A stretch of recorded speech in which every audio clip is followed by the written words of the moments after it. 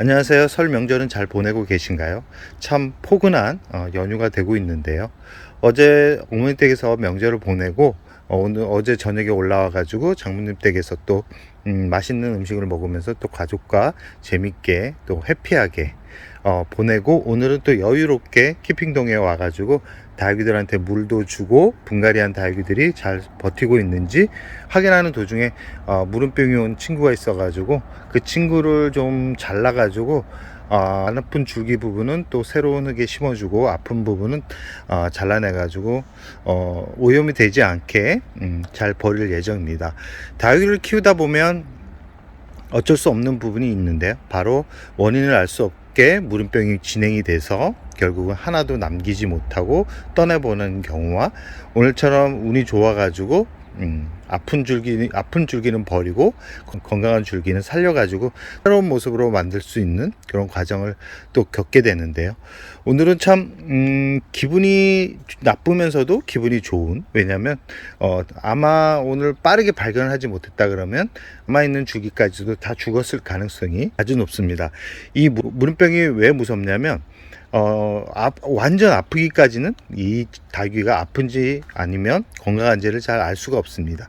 잎이 하나 둘 떨어지면서 이 다육이의 상태를 좀 체크를 할 수는 있지만, 완전하게 줄기가 검게 타들어가는 그런 시점이 왔을 때 발견하게 되면 결국은 다 죽게 된다라는 거, 그리고 주변 줄기까지 다 오염을 시키기 때문에 빠르게 잘라주지 않으면 정말 하나도 건질 게 없을 정도로 그냥 푹속 주저앉게 돼 가지고 아프게 떠나보내는 경우가 많기 때문에, 꼭 오늘 알려드리는 그런 과정들을 잘 살펴쳐 가지고 아픈 다육이가 생긴다 그러면 빠르게 치료를 해주거나 빠른 상황 대처를 하시기 바랍니다. 지금 쓰레바지에 담겨져 있는 그 잎들을 보시면 아시겠지만 잎들이 다 건강하죠. 건강하지만 잎이 다 떨어져 가지고 오염이 돼 가지고 버려진 잎들입니다. 지금 주 옆에 건강한 줄기 부분은 잘라낸 모습이고요. 지금 아까운 바닐라비스인데 보시면 아시겠지만 흙이 다 말라 있는 상태인데도 이렇게 끝부분이 보시면 검게 변해져 있죠. 그러면서 끝부분이 잎이 떨어지기 시작하는 겁니다. 이 중간 부분을 보시면 아시겠지만 건강해 보이죠. 지금 이 부분도, 여기 부분을 보시면 아시겠지만 건강합니다. 지금 이 나오고 있는 이 자구 같은 경우도 오염이 될 가능성이 높기 때문에 그냥 버려진 상태고요. 뿌리도 건강합니다. 뿌리도 건강한데 원인을 알 수 없게 이렇게 보시면 잎이 다 떨어진 그런 상태를 보여주고 있고요. 제가 오늘 영상을 찍게 된 거는 이런 과정이 오기까지 빠르게 치료를 해줘야 되고, 치료를 할 때는 어느 부분까지 줄기를 잘라줘야 되는지에 대해서 알려드리기 위해서 오늘 기록 영상을 찍게 됐습니다. 지금 이 줄기가 본 줄기입니다. 가장 두꺼운 줄기였고, 이 부분부터 잎이 떨어지기 시작했는데 주입 잎들은 색의 변화가 없어가지고 그대로 이 부분만 치료를 하고 나서 심어 주었는데, 아마 이 부분에서 다른 줄기로 이 병증이 퍼져가 가지고 결국은 다 해체를 하게 되었는데요. 이 줄기 단면을 보시면 아시겠지만 검게 이 변해져 있는 모습을 볼 수 있죠. 간혹 이 자연치유가 되는 부분도 있는데, 이런 경우는 대부분 면까지 다 문제가 생기는 경우가 많기 때문에 빠르게 잘라주는 게 좋고요. 지금 이 부분이 살 수 있는 부분과 이쪽 부분은 살 수 없는 부분입니다. 이 잘 보시면 아시겠지만 어떤가요? 검은 부분이 많죠. 그리고 잘 보시면 살짝만 건드려도 잎이 이렇게 뚝뚝 떨어집니다.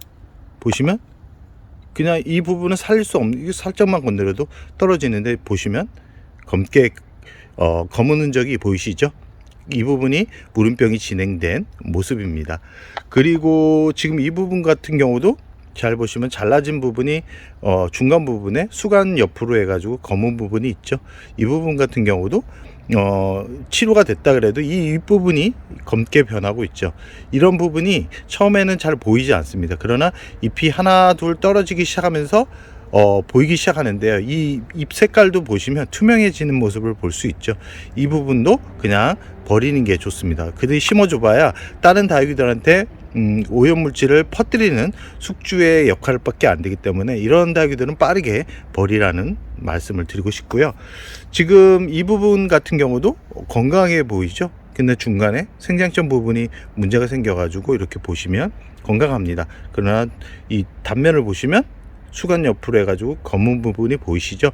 이 검은 부분이 자를 때까지 깨끗해지지 않으면 이런 다이귀들 같은 경우도 죽을 가능성이 100%입니다. 지금 보시면 살짝만 건드려도 이렇게 떨어지죠. 벌써 오염이 돼서 줄기 이 생장점 안쪽까지 병증이 진행된 상태라고 볼 수 있습니다.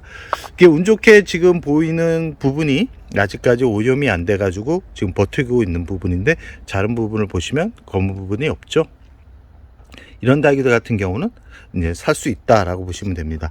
지금 이쪽 부분 같은 경우도 이 수간 옆으로 깨끗하죠. 이런 다이귀들 같은 경우도 이제 살 수 있다.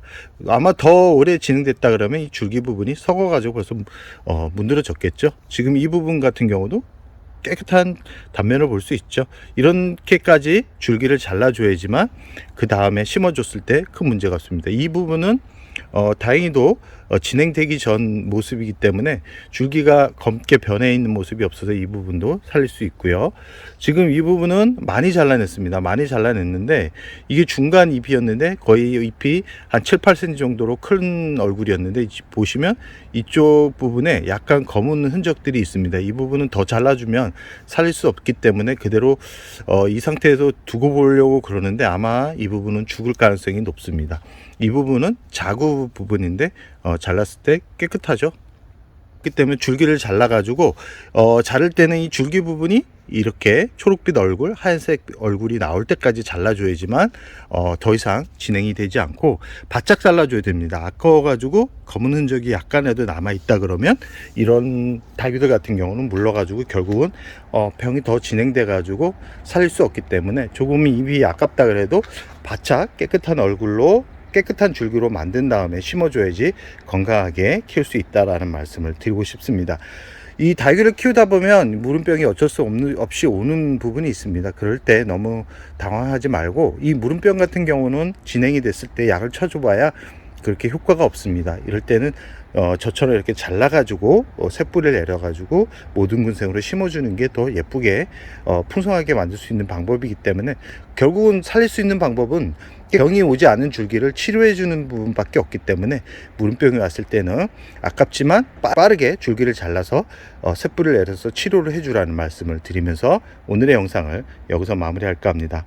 참, 무름병이 온 흙 같은 경우는 재사용을 하지 않는 게 좋습니다. 특히 마감토로 사용한 마사를 재활용하는 분들이 있는데, 무름병이 온 그런 화분 안에는 벌써 바이러스성 질병들이 다 퍼진 상태이기 때문에 마사, 흙 같은 경우는 따로 빠르게 분리를 해주고요.